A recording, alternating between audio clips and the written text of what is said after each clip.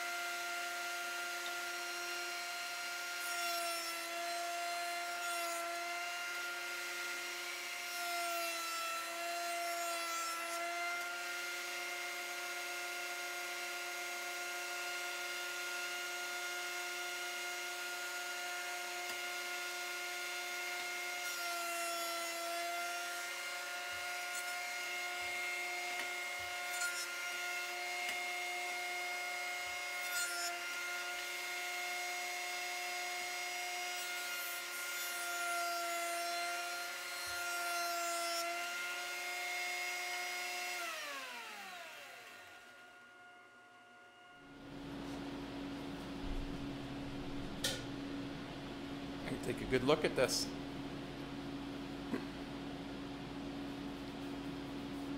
You got a very, very good joint in here. A very good joint. Yep. Pretty cool. Cleaned her up a little bit, and now I've got a straight edge that I can guide everything off of, and then we'll go from there.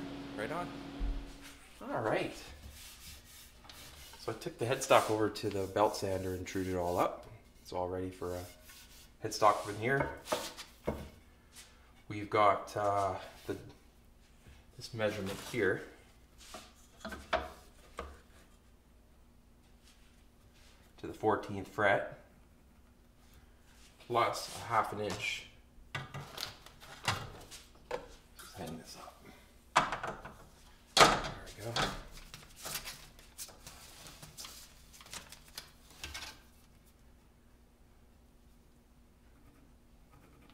Half an inch, and the dovetail in the body goes in 5/8, and that 1/8 is very important because at the 15th fret you want to be able to drill a couple holes 30-40 years from now and put in a needle and be able to steam this neck off for a neck reset. So you have to leave yourself that little extra 1/8 of an inch for future repairs. But for now, just gonna square this off. There's my line. So we're ready for the next step, and that is to cut the blocks up.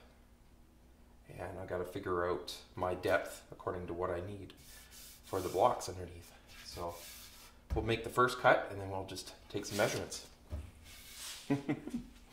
So I just cut it over on the chop saw at roughly the 15th fret. Now I marked these. I X'd all the way up the side.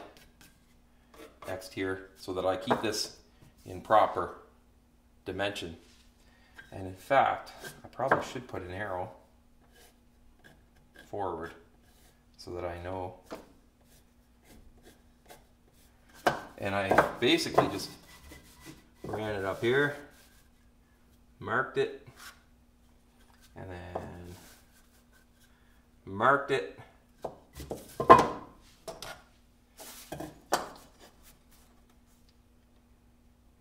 and I'll give myself a little extra on the bottom there. We'll be cutting it off anyway, so So I'm ready to make and glue, actually, because this is all trued up as well, the stacked heel.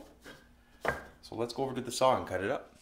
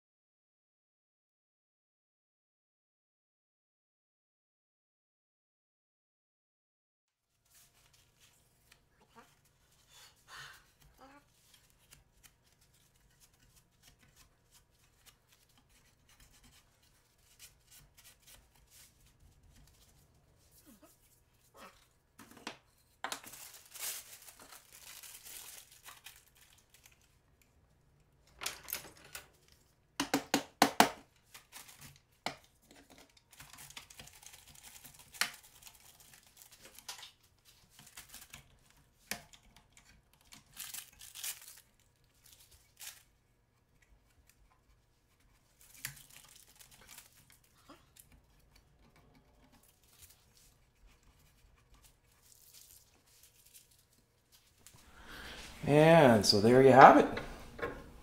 Stacked heel block right there. Everything's all done nice and ready to sit overnight. And we can keep on keeping on. We'll true all this up. It's pretty close, but we'll true it up later. Make sure everything's all good for running it through a router table to cut the truss rod. Yeah. But yeah.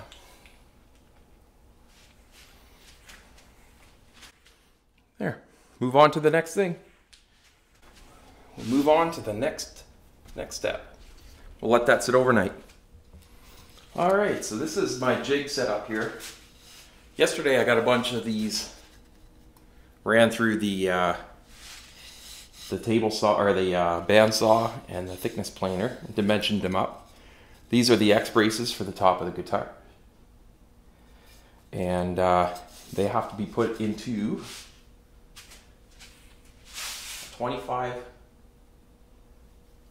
radius for the top and a 15-foot radius for the braces on the back of the guitar. So what I've got set up here is,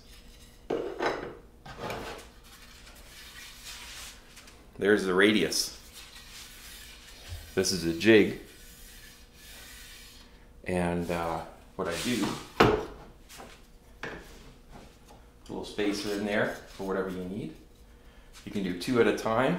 So what I like to do is, let's see, yeah, just like that. I'll do them both kind of the same grain. Okay, and stick them in here. Center them as close as you can get. And clamp these down. The router bit has a bearing and a flush cut, and that bearing will ride along that curve, and it'll radius these braces for me. So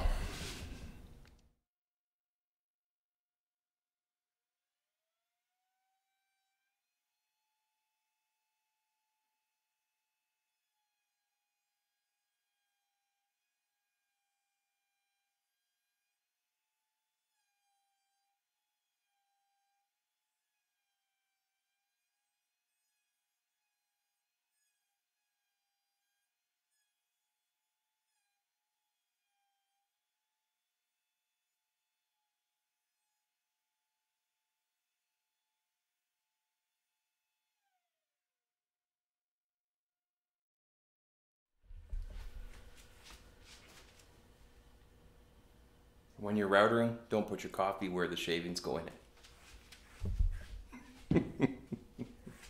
Anyways, let's pop this open, take a look. Now there's debates on this, right?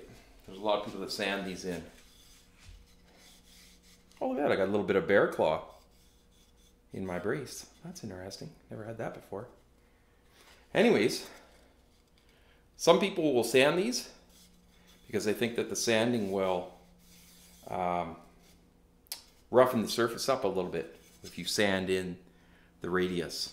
But other people say that if you machine an edge, the glue has more of a tendency to go into the pores of the wood, creating a better glue joint. And that's, I kind of agree with that one a little more. So I'm pretty happy with what this does. What I usually do though is I take a scraper and I'll clean these up a little bit. Just the flat edge and just run them along nice and straight. So there's the top. Brace is radius, ready to go. And what I usually do is mark them with a pencil. Just so I know, top X, so I don't screw it up and put them somewhere where they're not supposed to be.